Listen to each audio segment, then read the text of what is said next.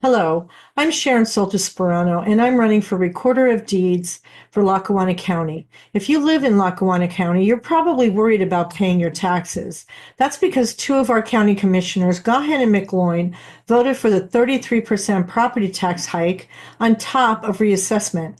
The 33% property tax hike is bad enough, but the reassessment means that your homes will be assessed much, much higher. It makes it even worse because those commissioners decided to reassess our homes at 100% of what they claim is market value rather than at 80 or 90%. They had a choice.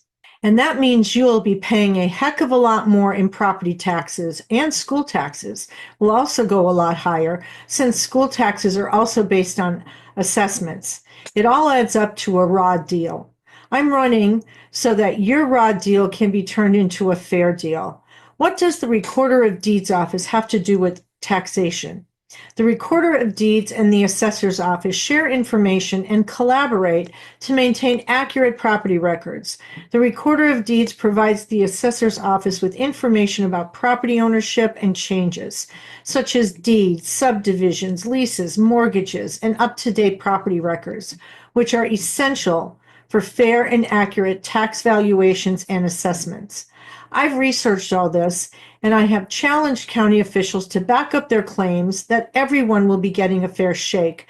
None of them, with the exception of County Commissioner Chris Chermak, could give me a straight answer, and a lot of them don't even know who or what is being taxed or by how much.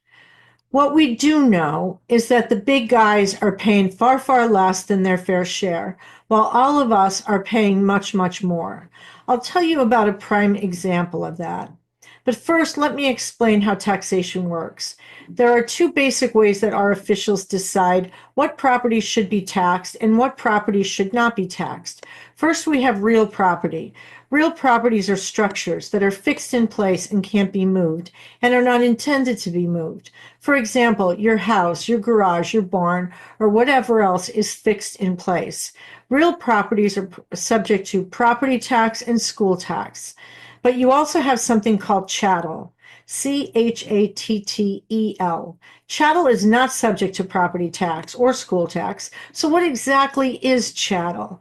It is anything that can be moved, such as cars, trucks, trailers, even furniture and air conditioners. So if our county officials claim that something is chattel, even when it is not, then it is not subject to property tax or school tax. Now, let's get to that prime example I was talking about. It's that gigantic Assai gas plant located on a section of Keystone Landfill in Troop. It is the largest gas plant in the world. In the world. It is immense, and it is firmly fixed to the ground in many feet and layers of concrete. It took 2 years to build, working day and night, and at a cost of approximately $180 million. It is clear that it was never intended to be moved. Recently in Dunmore, our county assessor Pat Tobin and I got into a little back and forth about how the Assai gas plant should be defined. Is it real fixed property, which should be taxed, or is it movable chattel, which should not be subject to property tax and school tax? Tobin insisted that the Assai gas plant is movable, and therefore it can't be taxed, and therefore it is defined as chattel, not subject to property or school tax.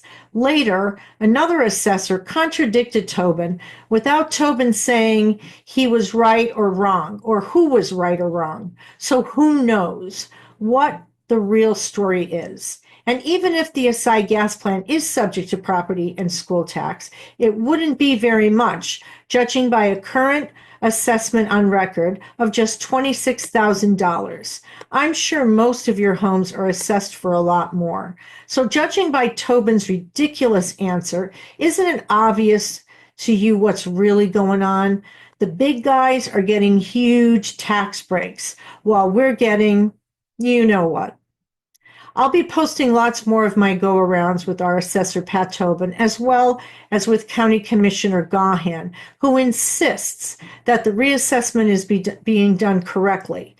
If you're fed up with all this, please remember me today, Tuesday, May 20th, on primary day, and cast your vote for me, Sharon Soltis Sparano, for Recorder of Deeds. I'm running on the Republican ticket and I'm on the ballot. You just have to fill in the oval. And if you would like to vote for me on the Democratic ticket, you would just have to fill in the oval under Recorder of Deeds for write-in candidate and then write in Sharon Soltis Sparano. I do thank you for your consideration of voting for me. And until next time, thanks for listening.